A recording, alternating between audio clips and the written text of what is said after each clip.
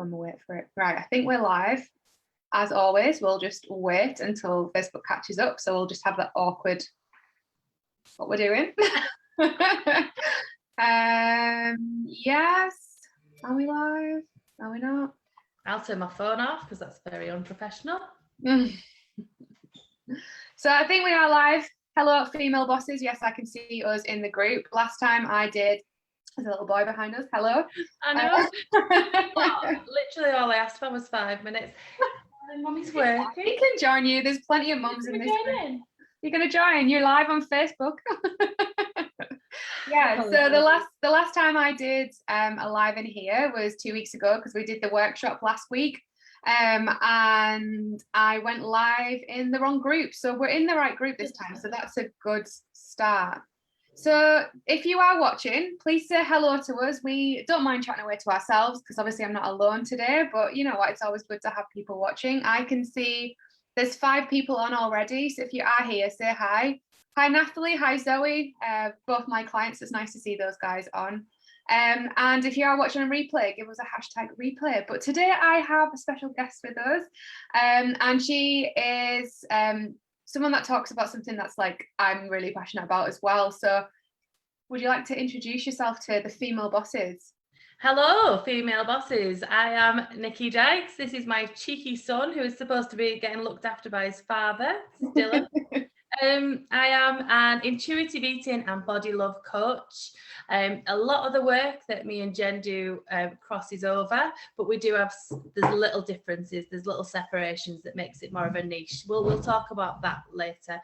Yeah, so I kind of work more with people who think that they feel out of control around food, like they feel like they might be addicted to food or they're obsessed with food, and they hate what they see in the mirror. And that's what I'm trying to work with people to solve these issues. Yeah, so that's me.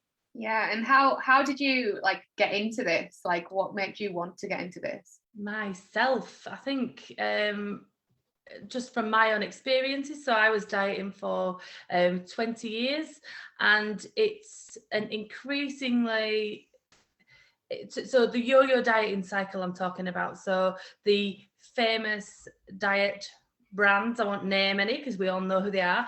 If you get people who are going back to these clubs again and again, cycling, they're putting the weight back on, they're losing the weight, and it literally lasts for decades. There's no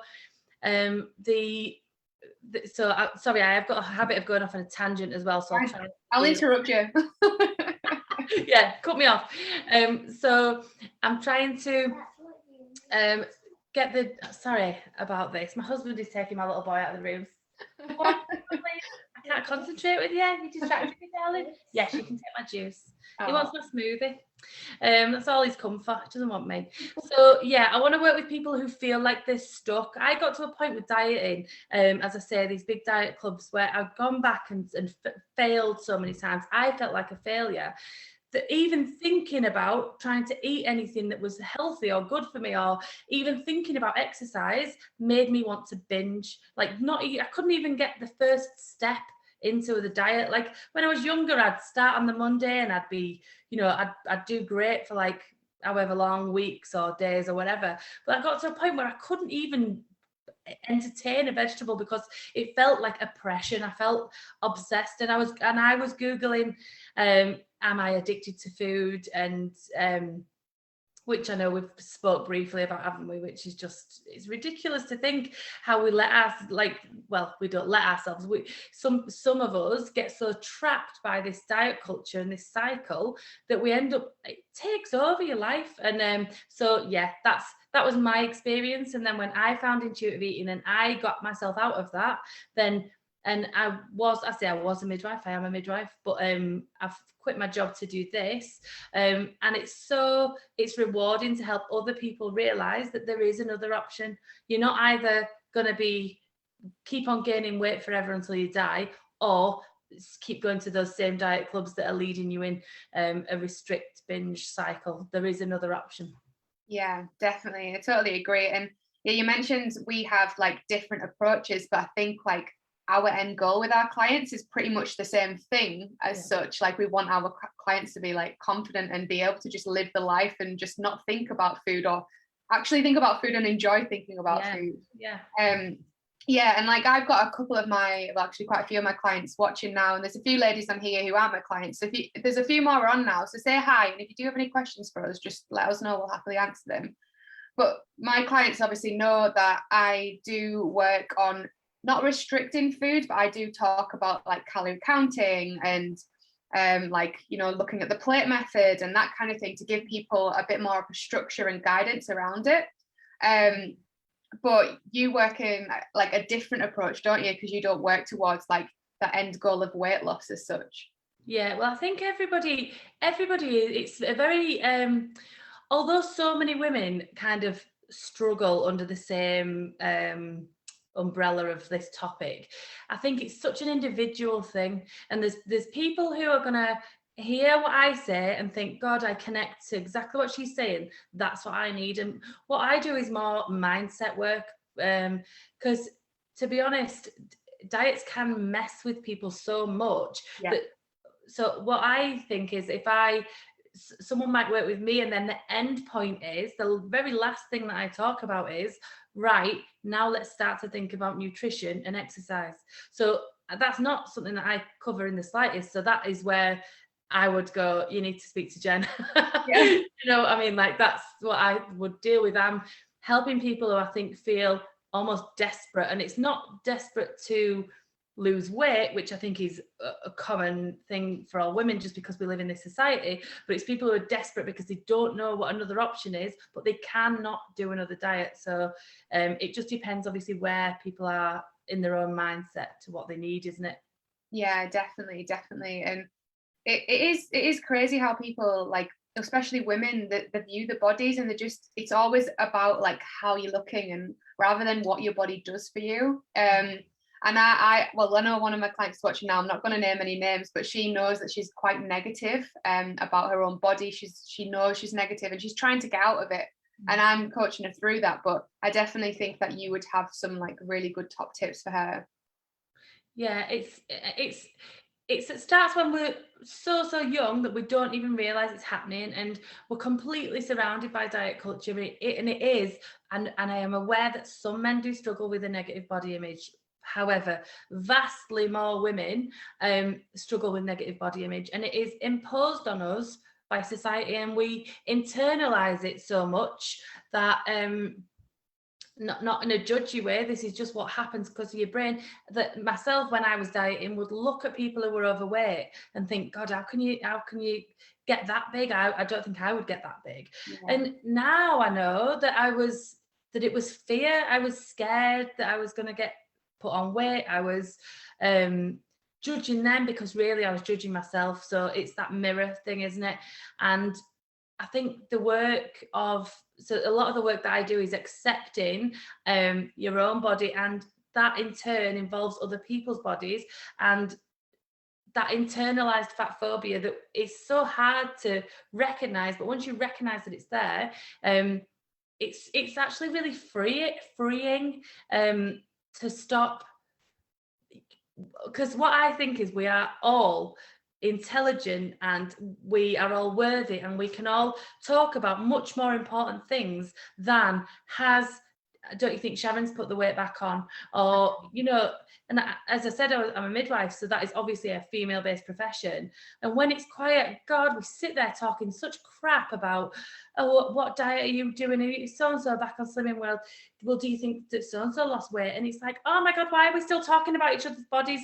Why are we not talking about anything more interesting, like anything, politics, or, you know, the midwifery, you know, the profession, anything? So, yeah. Sorry, I told you I'd go off on a tangent. No, it's really interesting, and like it's good for like the ladies in this group to see that side of things, because they'll recognize that they do have conversations like that. I've had conversations like that in the past. I've gone, oh God, like so-and-so's put like a bit of weight on, hasn't she? And it's like, why am I talking about that? And like with my clients, we talk about fat loss, we talk about weight loss. They have like those aesthetic goals because that's what they come to me for. But I also make them do some form of functional goal as well. So I'm like, right, how many push-ups have you improved this week? And it's more about celebrating what your body can do, and rather than what it looks like, and just living your life as such. I've got a few comments through. So Sarah Jane says she's never been on a diet in your life. Well, that's amazing. That's perfect. Natalie has put, I've been on lots of diets: cabbage soup diet, 3 days diet, 7 days diet, you name it. Like, there's a lot of people out there. You're not alone in terms of like being on all the diets. The amount of people I've been on all the diets. yeah, you could probably name them all, couldn't you? Yeah. Yeah, it's crazy. And like you talk about like motivation, don't you? And like, do you want to go into a little bit more about like where motivation comes from? Yeah, so I think what I like to discuss around motivation is where it comes from. So again, I'm going to bash the big diet companies, but it is because I feel like the message that they're sending is outwardly, it sounds positive. It sounds like, oh, if you come to us, look what you can achieve. This is what you can be. This is how you can change for the better. But what your subconscious actually hears is, you are not good enough as you are. You do need to change. You will be better when you lose some weight. So that leads you to a place of thinking, oh, well, I'm not good enough. So you think, oh, I should really go for that run. I should have just vegetables for my tea. And should doesn't work. It will never work. Your brain doesn't want to know. That is not motivation. That's you trying to talk yourself into something because somebody else has put the idea in your brain. So if you feel like you've got to do something because somebody's telling you you're not good enough, you will rebel against that and you will not want to do it. And even if you do manage to do that exercise for a couple of days or a couple of weeks or even a couple of months, it will not last. It won't last. So, and again, this is where our kind of ethos collides, is because it's perfectly fine to want to exercise because exercise is good for you. It is good to want to eat vegetables because they are good for you, but you have to learn to respect, and I call it body love, but what I mean by that is the way you would love a family member. You have to love and respect your body enough to think, I want all the best things for myself. So you come from a place of, for a fact, if you go for a run, you feel strong, powerful, helps your mental health. You want to feel fitter. You know that you think, so you wake up in the morning, you don't think, I should do this. You think, I want those things for myself. Oh yes, I've got half an hour. I'm going to do that because I can get these things for myself. So coming from your motivation is organic and internal, and it is like you're giving yourself a gift, not like somebody's berating you for not being something that you're not. Yeah, definitely. And I've always, like, as a kid, like growing up, I was always like into exercise, like sport, and it's just because I was enjoying it. And that's like what you kind of lose, isn't it? When you go into adulthood, you lose that, oh, I enjoy sport, I enjoy spending time with friends, and that's like good for you. That is self-love, isn't it? And then you go into that should side of things. And I did go through quite a few years of just going, well, I should go to the gym, or I should go for a run, like just because it's healthy for me, I should be doing it because I need to get fit. And like until probably, I don't know, 4 or 5 years ago, I was doing that, and then something just clicked, and now I just exercise because I really enjoy it, and I'm doing it for myself, and it's just so amazing. We've got Sarah Jane says she totally agrees with you. Negative things gives you that negative mind. We've got to love ourselves, totally. And Meg said, stay positive. Yeah. That's really cool. So so if anyone wanted to improve their body image, because obviously we've got a few comments here saying, yeah, like positivity and all that, but there might be some people watching going, oh, I'm not there, and like feeling bad that they're not there. Like what advice would you give to people to like start on their journeys today? Yeah, absolutely. It can feel like a massive like a chasm between, if you are at that place where you look in the mirror and so some people look in the mirror and they hate what they see or can't bear to look in the mirror, or there might just be one thing that they focus on, and all they can think when they look in the mirror is, God, look at that, look at my arms or whatever. So if you are there, for me to say you need to love your body as it is today to have the right motivation, a lot of people think there's no way, that she's not talking to me, it must be someone else, because I can't love myself looking like this, because it's just not but we feel like we're not socially acceptable because we feel like we're not attractive, and that is held up by society as the pinnacle of success if you are attractive. So when we feel like we're not attractive, we feel like we're worthless. So if you feel like that, I would take it just to a step back and say the first step is to just try and think body neutral.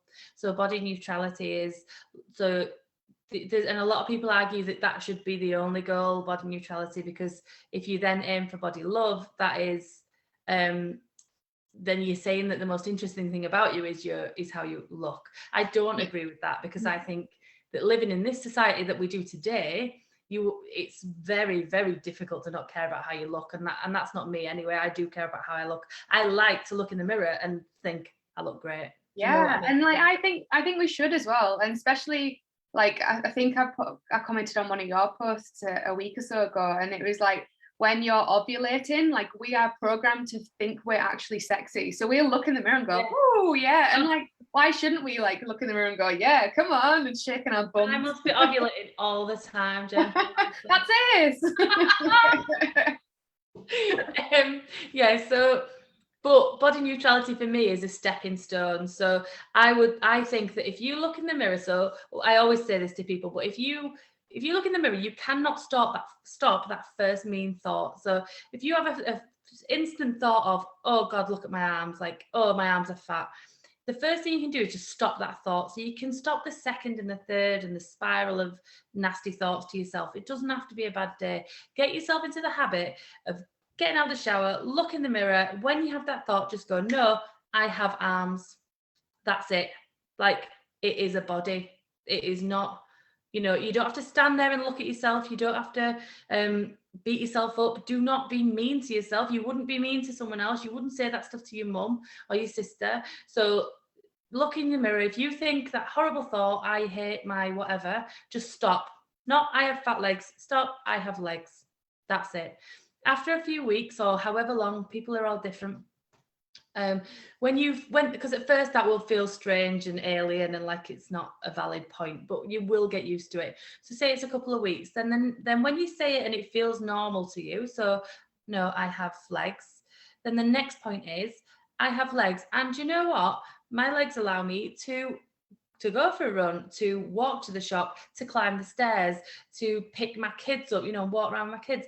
Like, what does your body do for you? And this can sound a bit woo-woo as well, but the fact is you cannot exist anywhere except here in your body right now. Like, there is no exchange scheme. You can't like magically swap your legs with your next door neighbor, or like whatever it is that you dislike about yourself. It doesn't matter. You can't, worrying about it or obsessing over it will not change it. So if you can interrupt the thought pattern and think, no, I'm going to turn it around. And I think everyone's heard of the power of gratitude now, but if you can find what it is that you're grateful for, that these body parts or whatever does for you.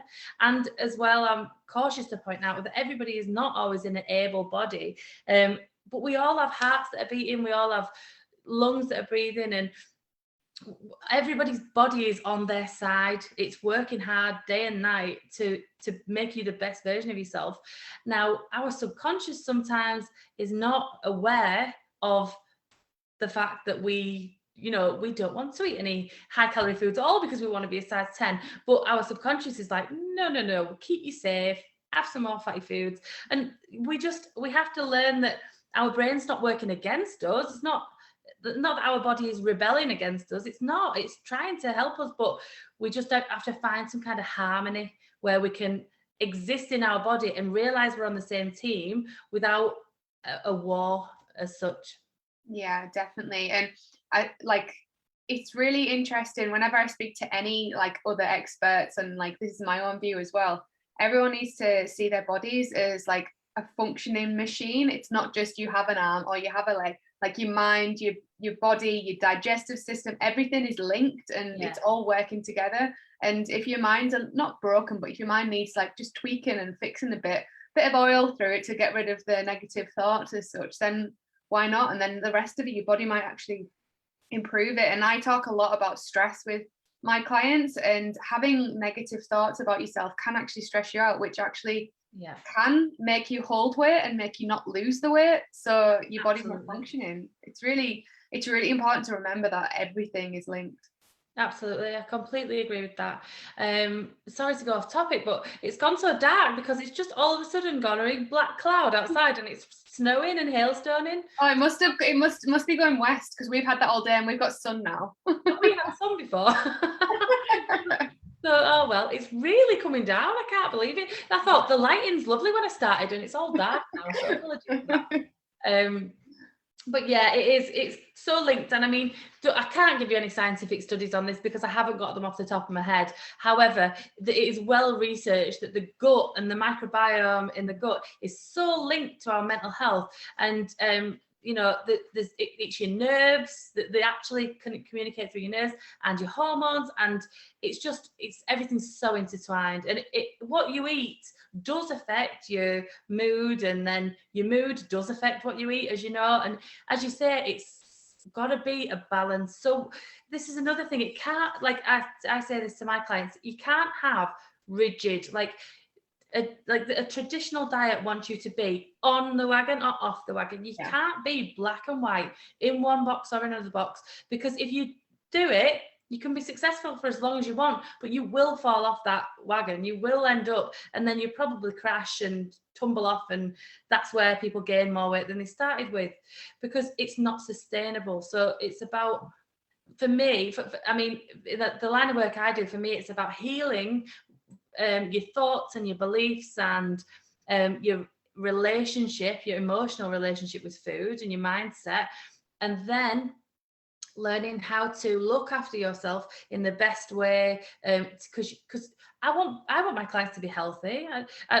It's a bit of a fallacy as well. I think people believe, or people assume maybe, that if they get into intuitive eating, so I say what I teach is to allow all food, and immediately people go, absolutely not, no, not me. Maybe that works with someone else, but I cannot be trusted. I would eat it till it come out my ears.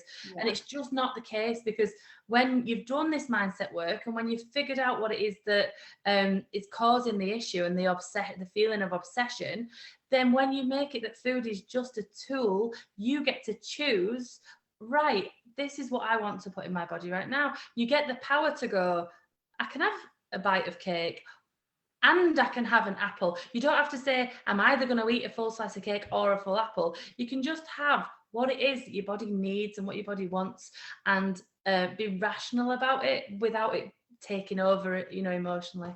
Yeah, definitely. And I've got clients who've had like breakthroughs like that. So they you know, they have like, I don't know, pizza at work on a Friday, and then they've started with me, and obviously we've been talking, their goal is weight loss and fat loss, and they're like, oh, I've had pizza on Friday, and I'm like, yeah, cool. And they're like, oh, you're not telling me off? And I'm like, no. Like, enjoy it. Like, did you enjoy the pizza? Yeah, there you go then. And then the next time they've had it, they're like, oh, I had a really, really good pizza. And I'm like, oh, that's great. And they're like, okay. And if you've been doing a strict a diet where it's like that is not allowed, so the difference in our thoughts when we're doing that type of strict restrictive diet is, you think, oh well, I may as well just eat everything now, because if I've done that on Friday, and then so Saturday, Sundays, just forget it, I'll start again on Monday. Yeah. It doesn't like, the day of the week has nothing to do with how you choose to fuel your body. When you can separate movement and food, like, it's not linked, and how you feel about your body, the three things need to be separate, because whether you go for a run or not should not dictate whether or not you eat that pizza, or like, eat the pizza, oh well, there's no point in me exercise. Like, what? Doesn't work like that. It's go if you want to do that, go, that's got benefits as well. Or the opposite is, I have to go for a run because I've eaten that pizza. Mm-hmm. No, yeah, like punishing yourself for feeding yourself. Yeah, exactly. So if or thinking, what's the point in me going for a run because I'm too fat? Like, the things are not linked. There's benefits and pros and cons to each one, but those three things, you can go for you know, a pizza for lunch and then go to the gym. Like, if that makes you feel good, it might not make you feel good particularly. That might have been a bad example, but whatever, it doesn't matter. It's just about getting the most out of the 3 areas, being as happy as you can in the 3 areas, and realizing it's just a small portion of your life as well. Don't be like, people got into dieting, and I know I was obsessed with it. I was like, it took my time. Like, I've created a successful business in the time that I used to sit and write down how many points, or, you know, like if doing, I don't know why I'm trying so hard not to mention these diets, but you know what I mean. I call them out. Don't worry, I'll call out Juice Plus and Weight Watchers and Slimming World. So, obsessed with what am I allowed to eat from this restaurant, and oh God, it's just absolutely all consuming. And it's like, the way that it makes your mind think about, I have to do this because I'm not good enough as I am. Well, that's not the answer. The answer is to realize your worth, and then choose to do your exercise, get your nutrition, because you want to look after this body that you're in. Yeah, totally. So Nathalie said, how can you manage not to compare yourself to other people? I've done that all my life, and I'm never happy with the way that I look or what I've achieved. So yeah, it's so hard, and it's something that we all suffer from, I think, at some point. I think what I would suggest is, so again, there's a lot of mindset work behind this. The first thing that pops into my head is, I would try, if you catch yourself looking at, the first thing I would say is, social media is a nightmare. So if you are following people on social media who make you feel inadequate, unfollow them. You don't owe them anything. Like, some people say, oh, it makes me awful to watch Love Island and see how skinny they all are. Don't watch it. If it makes you feel terrible, just don't watch it. Like, it's hard for us to live in this society, and you might think, yeah, but I should be able to see it and not be affected. Yeah, well, you should, but unfortunately, it's not how our brains work. So don't make your life even harder. When you eventually get to a place where you can do that, that's fine. Add them back in. So for me, unfollowing anybody on Instagram or whatever who made me question myself, or, you know, compare my body or whatever, I would just unfollow them. The other thing is to think, if you look at someone and they've got the best hair you've ever seen, amazing hair, you can look and go, God, her hair is amazing. That's it. Like, you don't go, oh, my hair's so terrible. Why can I never get the nice hair? It must be, you know, it must be a defect in me. And it doesn't have to be. You can look and appreciate and go, she looks great. Like, that's it. Yeah. You and her are completely separate, completely different people. She has her own shit as well, I'll guarantee you that. And the other thing is, like, if you saw someone and thought, oh, like, I'd love their body, that is not a thing that you can separate from her life. So would you want to swap lives with her? Because she might not have, I don't know, like, I've had 2 kids. If I look at someone with a flat stomach and think, I wish I had that stomach, she might not have had 2 kids. You know, like, maybe she has, but what I mean is, you've been through your stuff and she's been through her stuff, and you cannot rationally compare the two. So I think what I would say is, step back from it and try and think, right, it's not reasonable for me to be beating myself up because somebody else looks good. And as well, if you feel up to it, think about what you do like about yourself. I've got great legs. My belly's a bit fat, but I've got great legs. So I look in the mirror and I think, look at them legs. Do you know what I mean? Hell yeah, I'm the same. To be fair, I'll just look in the mirror and be like, woo. I'll get spots and stuff at the moment. I'm like, I don't care. It's all good. How's that going to hold me back in life? It's not. You know, when I get spots, I'm like, oh, I can buy some new makeup. What can I be like? Always see the positive. Meg said, regular exercise helps, like walks. My husband and I like to do regular walks. It helps. It doesn't matter how far or many times a week. Absolutely 100% agree with you two. Just need to be careful what you are eating. Yeah, you don't have to be careful though. You can just, as you said, eat what you want, but like, enjoy it. Yeah, if you want what's best for yourself, and think about how I mean, actually, I don't know who, like, I'm assuming people are mums and they're not obviously going to necessarily be mums. So I will just, if you are a mum, then you can imagine it. If you're not a mum, just imagine how I feed my children. If I'm having a day when I think, like, say I have a piece of toast and then another piece of carb or whatever. And then if I look what I'm feeding my kids, they will have had a fruit salad and, you know, an assortment of vegetables, and because I want them to get all the nice nutrients, and they will have had a bit of chocolate as well. I'm not, you know, mean, but and then think, right, actually, I'm going to nourish myself because I deserve it as well. So think about how you feed yourself and think about adding things in.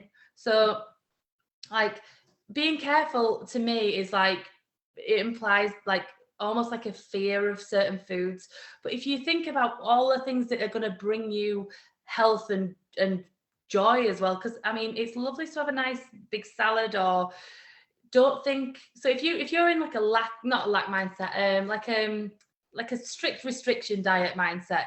If you have a salad, you're going to have lettuce and chicken and tomatoes, you know, like you won't actually enjoy it because you're not giving it anything. Like if you have a salad and you go, right, like you don't need loads, but like a bit of cheese, bit of croutons, and a slice of bread or whatever it is, you're going to have that salad, and then afterwards you will feel satisfied. That has filled a hole, you've got nutrients from it, and it'll tide you over till your next meal. Whereas if you try and just eat lettuce, like you might feel proud of yourself, but you're going to be starving or even if you eat enough of it that your stomach's full, you might not be hungry, but you'll still be in the kitchen cupboards like that. What else can I have? Because you haven't ticked the boxes in your head that have said, right, now I feel satisfied after that meal. Totally, yeah. And if anyone wants some decent salad recipes, have a look in the guides, because I've got loads of people addicted to salad now because I make the best salad. I need some decent salad recipes. I'm going to be having a look. I love them. There's a really good goat's cheese one. So tasty. Really good. Sarah Jane has said, I look homeless some days, and I'm like, who cares? I'm going to be wearing a mask anyway. Well, yeah. I've definitely done that. When the mask thing first come in, I got this lovely big black mask, and I was like, I can just go to Tesco, throw my mask on, I don't have to worry about, you know. I do like my makeup normally, I must admit, but yeah, it's nice to just go, just won't worry. I'm the opposite to you. I don't even know what makeup is. I don't know where it is. I haven't worn it in over a year. Don't know what that is. I wear it for special occasions.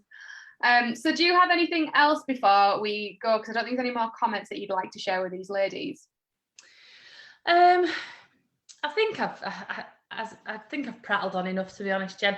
Just to remember that the most important thing is remembering that you're worthy. You are worthy. We are all worthy just by being here. If you put on a stone or lose a stone, it is not going to make you more worthy. It's not going to make you any better of a human being. There's no moral virtue or moral, improvement if you achieve a weight loss, just like there isn't if you then gain some weight.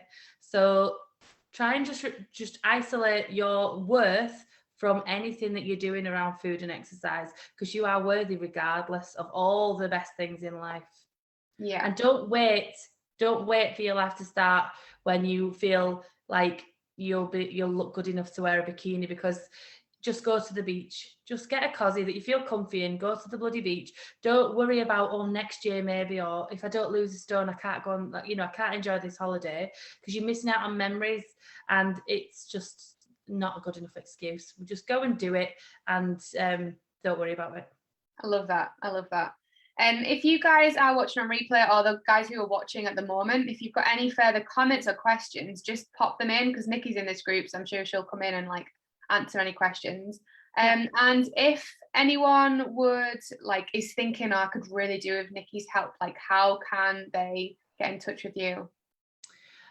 So I've got a Facebook group called This Girl Eats, and if it's okay with you, I'll put that in the comments afterwards. Definitely. Anybody's free to join. I'm actually doing a free 5-day challenge coming up in a couple of weeks. So if you're interested in what I'm saying and you want to learn a little bit more, then join the group and do the free challenge, and then you'll see what I'm about. Yeah, definitely join Niki's group. It's really cool. I'm in there as well. You'll probably find that I'm in most groups that you guys are in, because I just join everyone's groups. And I might even do your 5-day challenge, because I'm sure I'll learn from it as well. So more than welcome. Yeah, definitely. Well, thank you very much for joining us. And if you guys want Niki to come back and talk on another topic, go further into body positivity or intuitive eating, please let us know. I'm sure she wouldn't mind. And yeah, I will see you all next week on Training Tuesday. Thanks for having me, Jen. No worries. See you all.